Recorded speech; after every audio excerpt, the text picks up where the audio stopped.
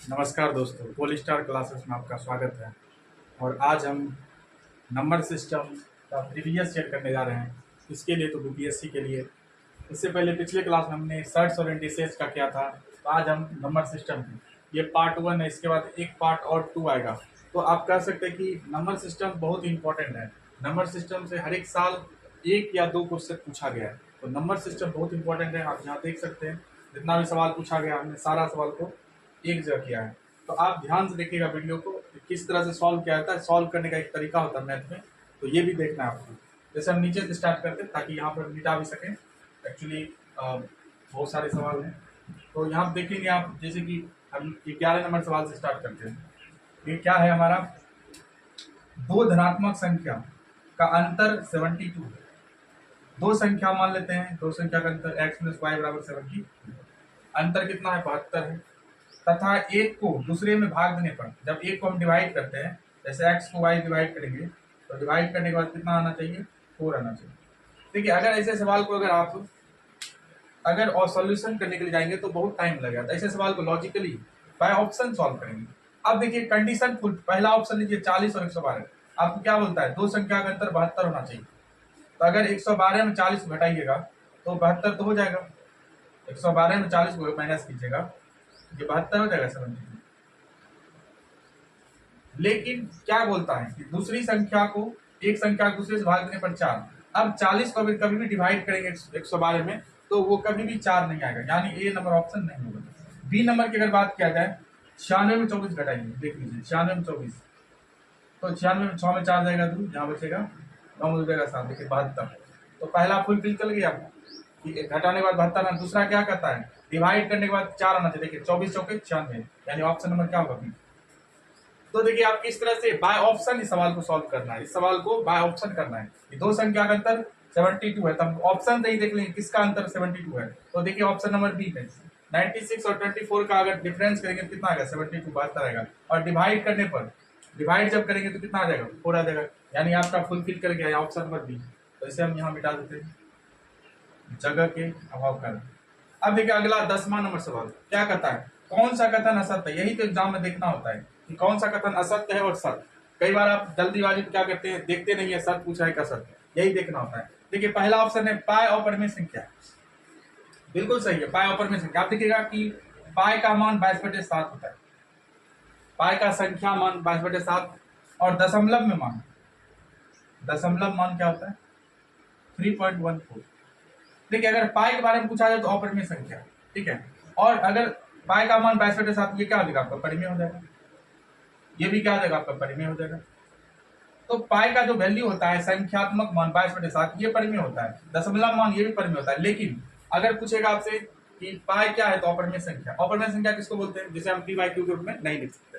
तो आप पाई को p/q के रूप में नहीं लिख सकते, इसलिए यह आंसर क्या है, सत्य बोल रहा है। अगला देखिएगा ई परिमेय संख्या। मान लेते हैं आप ई के बारे में नहीं जानते, ई एक्सपोनेंशियल नंबर होता है, ठीक है। ई का वैल्यू होता है 2.3781 होता है।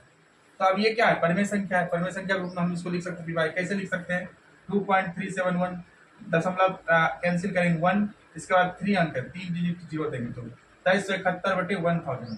तो ये क्या है आपका परिमेय संख्या। अब ध्यान दीजिएगा, अब सबसे इंपॉर्टेंट बात देखिए, अगर इसके बारे में नहीं पता है डायरेक्ट आप यहाँ ये √2 सम संख्या है। पता होगा सम संख्या किसको बोलते हैं, जिसमें 2 से पूरा भाग लग जाए। क्या √2 में कभी 2 से भाग लग सकता है, नहीं लगेगा। यानी आंसर सही क्या होगा, यही होगा। यही क्या है, गलत है। अब ये क्या है आपका इन्फिनिटिव है। इन्फिनिटिव एक वास्तविक संख्या। इन्फिनिटिव 2 प्रकार के होते हैं, एक होते हैं प्लस इन्फिनिटिव, एक होता है माइनस इन्फिनिटिव। तो देखिए ये क्या है, पाई और परिमेय संख्या सही बोल रहा है, ई जो है परिमेय संख्या सही बोल रहा है, √2 सम संख्या नहीं, ये गलत बोल रहा है। यानी आंसर क्या होगा, ऑप्शन नंबर सी रहेगा। इसको हटा देते हैं यहाँ से। अब अगला सवाल देखिएगा, क्या कहता है 1 और 50 के बीच कितनी अवाज संख्या। तो पहले अवाज संख्या जान लीजिए किसको बोलते हैं।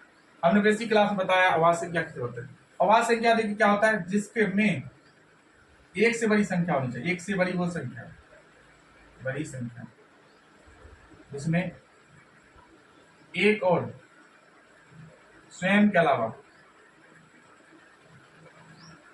किसी दूसरे संख्या से भाग ना लगे, किसी दूसरी संख्या से भाग ना लगे, भाग ना लगे। एक और एक से पता हुआ दुनिया की सभी संख्याएं कटती है, और के अलावा किसी दूसरी संख्या से भाग, स्वयं के अलावा एक और स्वयं, एक और स्वयं, स्वयं मतलब अपने आप के अलावा और किस संख्या से भागने लगे। देखिए एक क्या है आपका अवाज संख्या नहीं है, एक अवाज संख्या नहीं है। दू देखिए, दू देखिए, दू में पता होगा आपको एक से भी लग रहा है और दो से लग रहा है, यानी दो अवाज संख्या, दो सबसे छोटी, सबसे छोटी और एक मात्र समवाद संख्या, सबसे छोटी भी है और क्या है सम अवाज संख्या। एक बात, इसके बाद कोई भी ऐसा संख्या सम संख्या नहीं है जो कि अवाज संख्या भी और सम संख्या भी है। तो सबसे छोटी क्या है, तो तीन ले लीजिए, तीन अवाज संख्या, तीन में देखिए एक और तीन के अलावा और किस संख्या से भागने लगता है। पांच लीजिए, पांच में भी एक और पांच के अलावा किस संख्या से भागने लगता है। छह, छह क्या आवाज संख्या नहीं है, क्योंकि देखिए एक से भी लगेगा, दो तिया छह, तीन से भी लगेगा और छह से भी लगेगा, यानी कि हमने क्या बोला एक और स्वयं से लगना चाहिए, यानी छह भी नहीं है। अब ध्यान दीजिएगा यहाँ पर सवाल क्या है, एक से 50 के बीच कितनी आवाज संख्या है, एक और 50 के बीच कितना है, 15 होता है।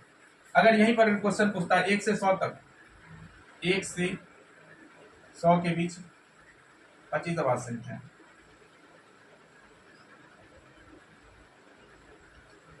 ठीक है। और होमवर्क में रहा, कमेंट बॉक्स में आप कमेंट करेंगे कि 1 से 50 तक कौन कौन सी संख्या आवाज संख्या है। जैसे कि हमने बताया पहला 2, 3, 5, 7 ऐसे करके आपको बताना है 1 से 50 तक में कौन सी है।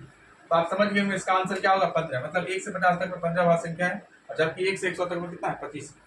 और उधर पूछेगा आपसे 50 के 100 के बीच में क्या हो जाएगा, तो 10 हो जाएगा।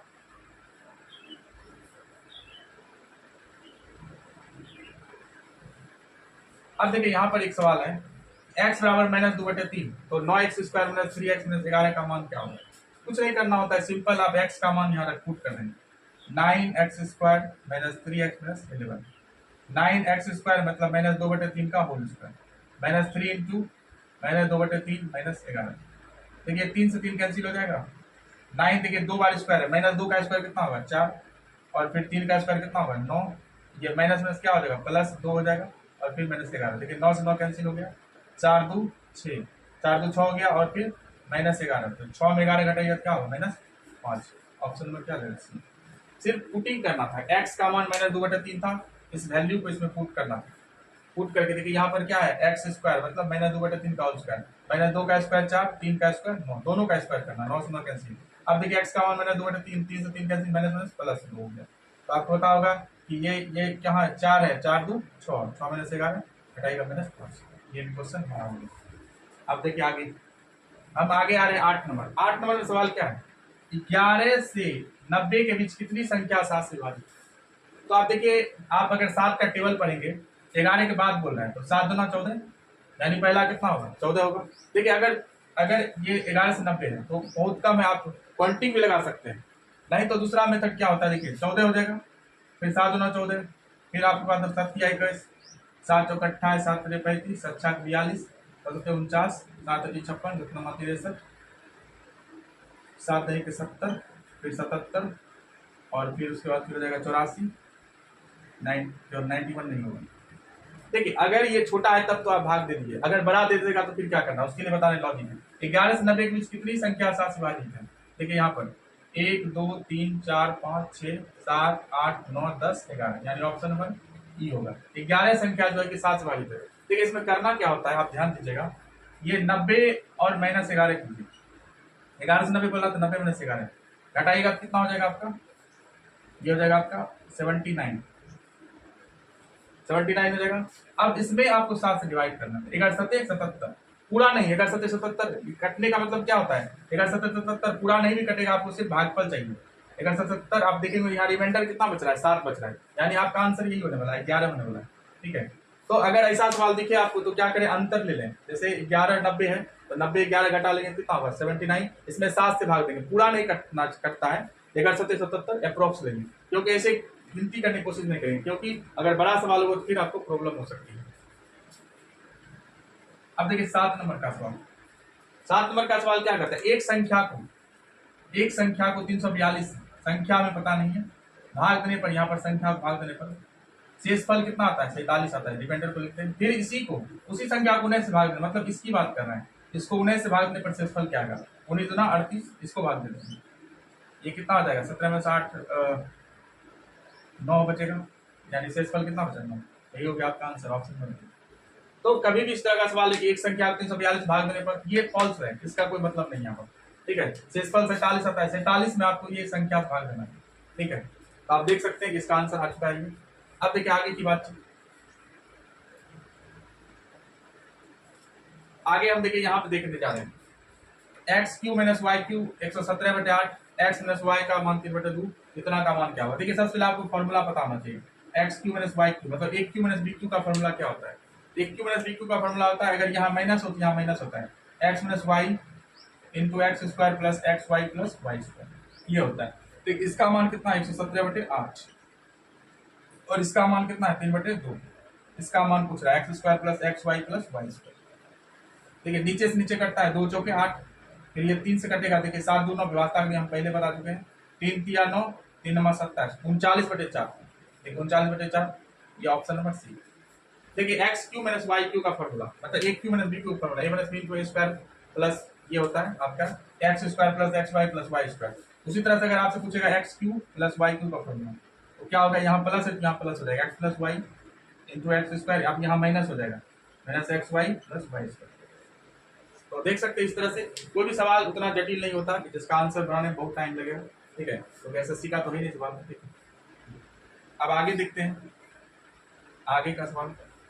आगे देखिए ये क्या है आपका, देखिए ये सेट रहता है, आपको देखने में लगेगा कि पहले ऐड करेंगे फिर स्क्वायर स्क्वायर करेंगे फिर माइनस करेंगे, तो ऐसे नहीं होता। देखिए यहाँ पर ये क्या है आपका, इसको ए मान लेते हैं, इसको बी, इसको ए, इसको बी, इसको ए, इसको बी। देखिए ये ए प्लस बी का होल स्क्वायर हो जाएगा, फिर माइनस क्या होगा, ए माइनस बी का होल स्क्वायर। यहाँ ए है, यहाँ बी है, ये फिर नीचे में क्या हो जाएगा, ए बी हो जाएगा। अब देखिए ए प्लस बी का होल स्क्वायर क्या होता है, A square plus B square plus B. फिर क्या होगा, माइनस देंगे, ए माइनस बी का होल स्क्वायर क्या होगा, A square plus B square minus B, और नीचे क्या हो जाएगा आपका ए बी हो जाएगा। अब देखिए A square plus B square plus 2ab, ये प्लस इधर क्या हो जाएगा माइनस ए स्क्वायर, फिर क्या हो जाएगा माइनस बी स्क्वायर, फिर प्लस क्या हो जाएगा 2ab, और नीचे में क्या हो जाएगा आपका ए बी हो जाएगा। देखिए ए स्क्वायर से स्क्वायर कैंसिल हो जाएगा, बी स्क्वायर से बी स्क्वायर कैंसिल, यानी 2ab क्या हो जाएगा 4ab, नीचे में क्या हो जाएगा ए बी कैंसिल, क्या हो जाता है 4, यानी आंसर आपका क्या हो जाएगा ऑप्शन नंबर ए। तो इसमें क्या होता है, लॉजिक सेट रहता है, पूरा क्या हुआ लॉजिक रहता है, और आंसर जल्द नहीं आ रहा था। देखने में लगेगा बड़ा सवाल लेकिन होता नहीं बड़ा। आगे देखिएगा, अब ध्यान दीजिएगा यहाँ पर इक्वेशन दिया गया है 217x प्लस 131y बराबर 913 और एक्स वाई का मान इतना। देखिए अगर आप इसको सॉल्यूशन करने के लिए जाएंगे तो बहुत टाइम लगेगा और गलती होने का भी चांस रहेगा। तो आप क्या करें, बाय ऑप्शन, यानी एक्स, एक बार एक्स का मान ये ले और एक बार वाई का मान ये, फिर एक्स का मान ये वाई का मान। हमें लगता है कि पहला और दूसरा ये तो होगा नहीं निगेटिव वाला, ठीक है, इसको हटा दीजिए आप, निगेटिव वाला होगा नहीं, तब ये दोनों चेक करते हैं। अगर एक्स का मान 5 लेते हैं, ठीक है, आप एक देखिए एक मोटा मोटी लीजिए अंदाज, ठीक है, अगर 5 लीजिएगा तो 1000 के आस 2 बचे, 217 गुना 5 1000 हो जाएगा। देखिए यहाँ 913 है, यानी ऑप्शन नंबर ये नहीं होगा। थोड़ा सा लॉजिक देखना होता है, यही होता है एग्जाम के समय आपको लॉजिक देखना होता है। अब देखिए यहाँ पर 3, यहाँ देख सकते हैं, ये थोड़ा लग रहा है कि हो सकता है। देखिए 3 दूना 6 और 17 तिया क्या होता है 51, मतलब 6 से 51 हो जाएगा। फिर 2 से 31, 131 दूना तो 262।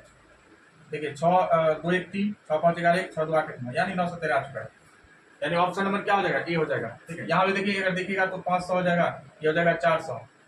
हो सकता है कि ये गड़बड़ी भी हो सकता है, तो फिर इसमें भी चेक करके देख लेना। देखिए 133 131 गुना 3 तो 31 तिया कितना था 93 होता, 393, और फिर ये हो जाएगा आपका 400, ये हो जाएगा 434। देखिए 4 3 7 6 3 9 3 12 1 2 3 4 3 7 1 8। देखिए यहाँ पे 827 आ गया, यहाँ पे 9 LHS बराबर 8, यानी ऑप्शन नंबर क्या होगा बी होगा आंसर। अब देखिए लास्ट अभी 2 सवाल है, ठीक है।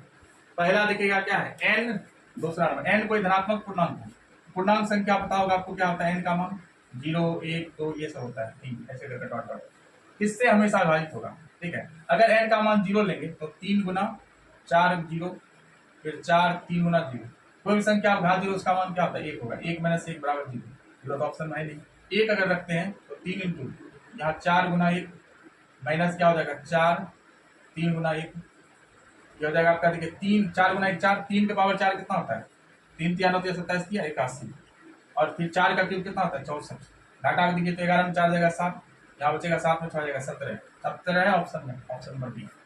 तो इसी तरह से मान रखा जाता है। आप देखिएगा हमेशा अक्सर ही या तो जीरो का मान जीरो पर ही आ जाता है, या फिर एक लेटेस्ट दो से बड़ा ज्यादा नहीं होता है। पहले एन का मान जीरो रखे, तो एन का मान जीरो रखे जीरो आ गया, ऐसा ऑप्शन में है नहीं। फिर एन का मान क्या रखे, एन का मान दो रखे, सॉरी एक रखे, एन का मान एक पूछ किए, तो एन की जगह एक रख दीजिए, 4 एकम 4, फिर 4 एकम 3 एकम 3, तो 3 के पावर 4 81 होता है, 3 को 4 बार गुना करेंगे तो 81, और 4 को 3 बार करेंगे तो 64, घटाएंगे तो 17 आ जाएगा। ऑप्शन में ये देखिए। अब आ रहे हैं लास्ट सवाल। देखिए आपसे क्या कहा जा रहा है, देखिए इस तरह का दो सवाल एक और पीछे भी था। 200 और 600 के बीच कितनी संख्या 4, 5, 6 से विभाजित है? 200 और 600 के बीच, 200 और 600 के बीच, तो 4, 5, 6 तीनों से विभाजित होना चाहिए। ऐसे में क्या होता है, एलसीएम ले लेते हैं, 4, 5, 6 का एलसीएम। एलसीएम पता है, 2 दूना 4, 3, सॉरी 5 और 2 दिया 6। अब लगेगा नहीं, 5 दिया 15 दूना 3 दूना 60, एलसीएम क्या हो गया 60 हो गया। अब देखिए इसको बनाने का दो तरीका आपका, ठीक है। या तो आप क्या कीजिए, पहाड़ा पढ़ सकते हैं, जैसे कि ये 60 या 180, और उसके बाद फिर 60 चौके कितना होता है 220 होता है, फिर अगला 280 होगा, ठीक है 280, फिर होगा आपका 300, 320 होगा, 60 जोड़ते चलेंगे 340 होगा, 340, फिर हो जाएगा 400 होगा, 400, सॉरी 300, अगर एलसीएम निकालिए 60, इतना मत कीजिए आप, सीधा इसका अंतर निकाल लीजिए। 600 और 200 का अंतर कितना होगा 400 हो जाएगा, 400 में 60 भाग दे दीजिए, ठीक है, 0 0 कटा दिए, 6 के 36, मतलब 6 के 36, अप्रोक्स में कितना है 6, यानी ऑप्शन नंबर क्या आ जाएगा सी जाएगा। देखिए आपको क्या करना था, एलसीएम निकालना था 4, 5, 6 का, एलसीएम कितना आ जाएगा 60। अब 200 और 600 का अंतर कितना हो जाएगा 400, 400 क्या करेंगे 60 से डिवाइड कर देंगे, 0 0 कटा देंगे, 40 बटे 6 कितना होगा 6 36, ऑप्शन में क्या होगा डी। तो आई होप कि आपने समझा होगा, दोबारा एक दो बार वीडियो को देखेंगे, आपको एक आइडिया आएगा कि प्रीवियस ईयर में किस तरह क्वेश्चन था। अब कल हम इसमें सेकेंड पार्ट लेकर मिलेंगे, तब तक के लिए आप इसको देखें, वीडियो को ज़्यादा शेयर करें, लाइक करें, सब्सक्राइब करें, और किसी तरह का अगर प्रॉब्लम हो तो आप कमेंट बॉक्स में ज़रूर बताएं। थैंक यू, मिलते हैं अगले क्लास में। जय हिंद, जय भारत।